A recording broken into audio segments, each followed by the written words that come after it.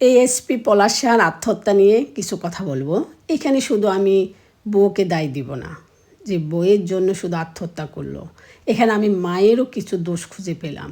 কারণ আমাদের সমাজে অনেক মা আছে, তার সন্তানকে যখন বিয়ে দেয় ছেলেকে, তখন যে ছেলের ভালোবাসাটা কমে যায় মায়ের উপর থেকে, এই জিনিসটা মেনে নিতে পারে না। এটা কিন্তু প্রত্যেকটা মায়ের জন্য ভুল। আমিও একজন মা, আমিও একজন শাশুড়ি। আমি যেদিন আমার ছেলে দুটাকে আমি বিয়ে দিয়েছি, সেদিন থেকে আমি আমার মনকে বুঝে দিয়েছি যে আজকের থেকে আমার ছেলের অর্ধেক ভালোবাসা আমার কাছ থেকে কমে গেছে। আমি এখন সুখী হই, খুশি হই, আনন্দ পাই যখন দেখি আমার দুই ছেলে তাদের বউ সন্তান নিয়ে ভালো থাকে। কিন্তু এই ভালো থাকাটা আমাদের সমাজে অনেক শাশুড়ি মেনে নিতে পারে না। কী লাভ হলো পলাশার মা এই যে শেষমেশ ছেলেটাকে হারিয়ে ফেলছে, অথচ ওনার আরও 2টা সন্তান ছিল।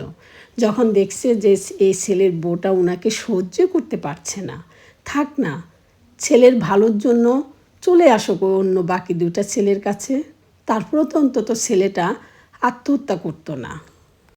তাই ছেলের সুখের জন্য মাঝে মাঝে মাদের চুপ থাকতে হয়।